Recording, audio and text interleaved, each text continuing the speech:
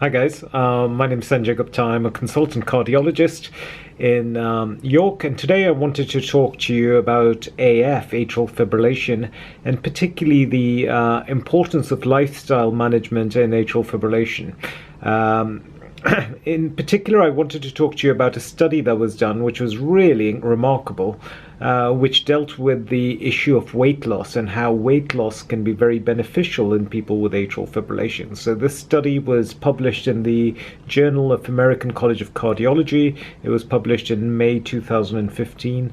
The lead author is Pathak, P-A-T-H-A-K, and it was known as the Legacy Study. Okay, and basically the study was called the long-term effects of goal-directed weight management in a cohort of patients with atrial fibrillation.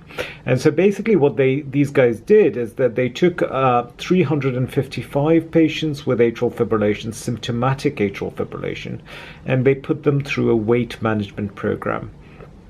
And these people had a BMI of more than 27, so body mass index of greater than 27, were put into a weight loss program, and then they compared the outcomes in terms of atrial fibrillation in those people who had lost more than 10% of their body weight through the weight management program, and then they compared them to two other groups, those who had lost less than 3% of their weight and those who'd lost between 3 and 9%. So three groups: people who'd lost less than 3%, people who'd lost between 3 to 9%, and people who'd lost more than 10%. And what they wanted to know was a variety of different things. A, how did these people feel? B, did they get less atrial fibrillation as a consequence of weight loss?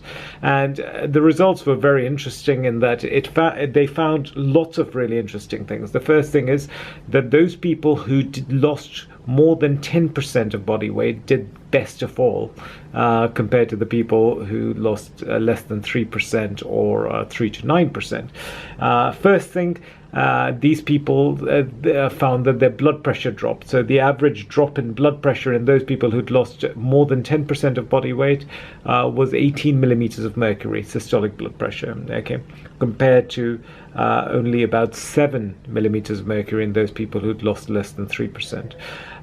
Their blood sugars improved, so their glycemic control improved when they lost weight, and particularly the people who'd lost the most weight.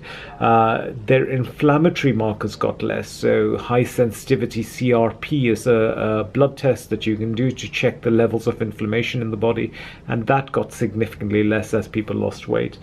What is really interesting is no doubt that these people certainly had a six-fold increased chance of not having atrial fibrillation in subsequent during the time of their follow-up in the study. So the people who'd lost the most weight were 6 times more likely not to have a recurrence of their atrial fibrillation. What is also really interesting is their quality of life improved. It was also really interesting that actually when you studied their heart, these people, people who have atrial fibrillation can have big atria, and often it is thought that the big atria makes the atrial fibrillation less likely to treat.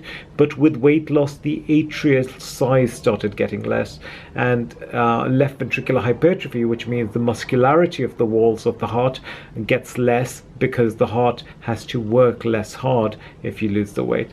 So this was an incredible study because it showed that actually weight loss can achieve so much. It can improve quality of life, it can reduce AF, it reduces blood pressure, it reduces inflammation, it reduces blood sugar, it improves blood sugar control, it reduces left atrial dimensions, which is a good thing. It reduces increased muscularity of the heart, which suggests the heart has to work less hard.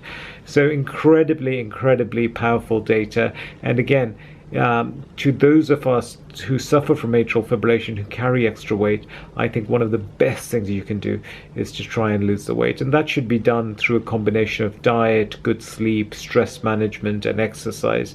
But if you can, the truth is that the AF will get better, but our overall quality of life gets better and our overall health gets better. So I hope you found this useful. Please consider visiting my website, which is www.drsanjayguptacardiologist.com. I now have a WhatsApp broadcast list, and I'm putting out sort of new videos on WhatsApp as well, and those are kind of they're only on WhatsApp. So if you wanted me to add you to the WhatsApp broadcast list, please let me know. Send me an email on yourcardiology@gmail.com.